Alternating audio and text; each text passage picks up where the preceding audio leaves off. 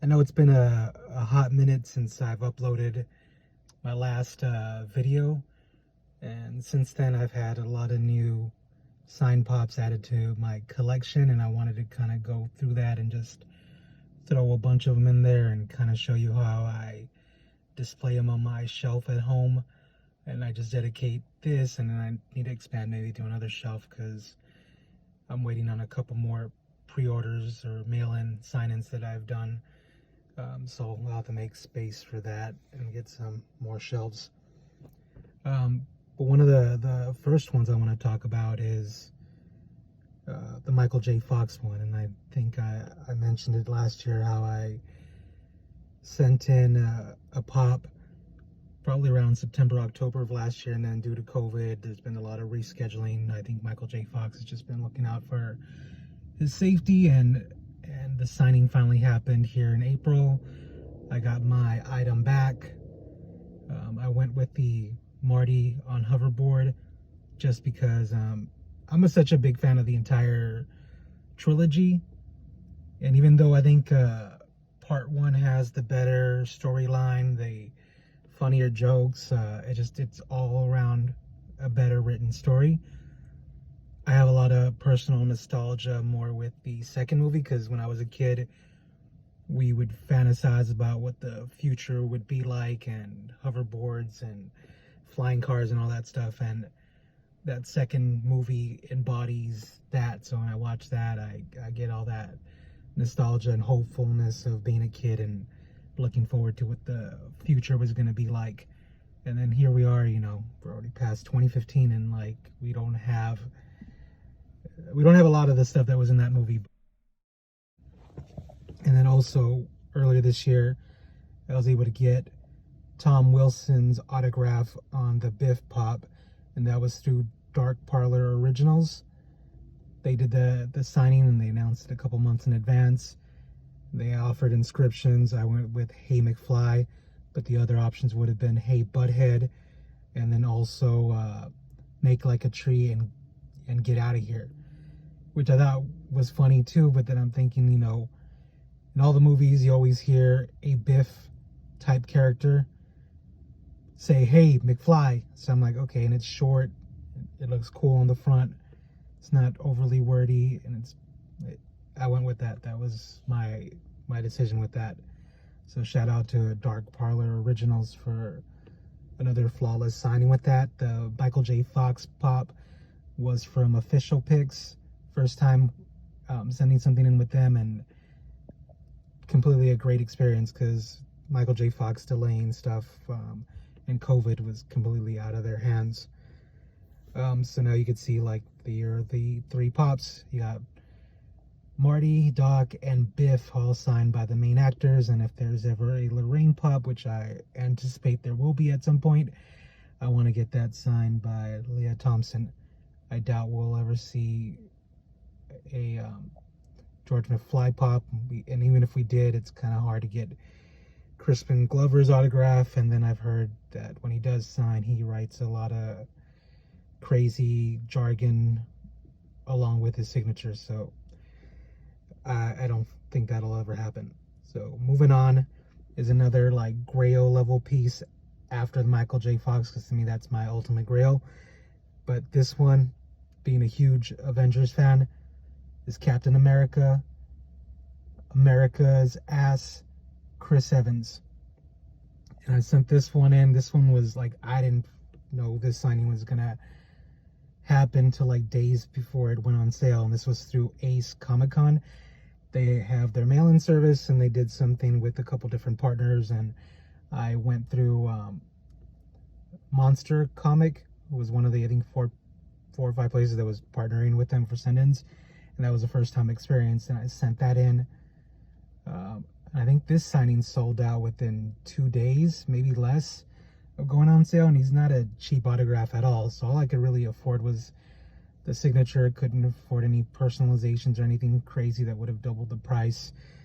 But I was happy I went with the white because it just pops on that thing. It was between that or red or blue, but white is what I went with. And this was my first time seeing the new Beckett authentication sticker, which has a QR code. So they did away with the little printout certificate. So now it's the hologram sticker, QR code. You point it, it'll take you to the site, and it'll give you all the details. And it is a witness authentication, which is the best authentication to get because somebody physically was there from that company. Going with the Avengers theme, I have a Chris Hemsworth going right now to Star Wars Autograph Universe and waiting for that one to come back later in the summer once he finishes filming the new Thor movie. He's going to be signing, I think, with them. And then they're also got Tom Hiddleston, which they just announced recently, and I want to send in a Loki pop. My goal would be to get as many Avengers Endgame Funko Pops signed. The next one I also recently got back was Emilia Clarke. She announced a signing, and it was through Twin City Comics. And I think they also partnered with someone else, or it was through them and someone else. And I sent in this Daenerys Targaryen pop with the gold dragon, so that one's a little bit more rare than the one with the red dragon. And I think there's one that's all painted red and one that's like half red and half green. So I sent that one to get signed, and it came back, in excellent condition. They didn't mess it up. That's always a concern when sending something in, is if it'll get damaged in transit and handling, and especially if it's a rare pop like that one. But they came in perfect. Big signature she has, and then also I added an inscription, which isn't super cheap but not as expensive as some of the other people that charge. So I'm like, yeah, I could put Khaleesi or Daenerys or Dany, like one word, but I'm like, let me go get my money's worth and have her write out Mother of Dragons. And this one was also authenticated by BECKY Witness, and it's got that QR code. And I had a positive experience with Twin City Comics, and I also sent in a Margot Robbie Harley Quinn pop for that signing, and waiting for that one to come back. Then the next one I got, which is gonna go with my Netflix Marvel pops that have been signed by Charlie Cox with Daredevil and Kristen Ritter with Jessica Jones, is The Punisher by John Bernthal. And I like that he adds a little character sketch along with his really simplistic signature, which is the J, and I'm guessing that's the B, even though it looks like an R. But it's cool that he adds a little sketch to it. I love those Marvel Netflix series, so I think this will pretty much close it out for me. I don't think I will do any more from the other Defenders, maybe, but doubtful. These were my favorite out of the bunch to eventually get signed, and I was able to do The Punisher through a signing with Zobie Productions. So that was cool. I just got that one back and went on to some wrestling pops. I was able to send in my second Undertaker pop for a signing, and this is the Boneyard Undertaker. And had to get that one signed because that's like going to be his last match, quote unquote, because you never know with wrestlers. They always sometimes come back for another match, but that was allegedly his last match for WrestleMania, and it's a must for an Undertaker fan or collector. And previous to that, I sent in one of the older variations of Undertaker, at least in pop form. That most recent iteration of Undertaker with the MMA gloves, the coat, the hat, where he kind of just fused different versions, not the OG 90s version, but a more recent. For other people who are younger than me, it would be like that's mainly the only Undertaker they've ever known. And then another legend, Ric Flair.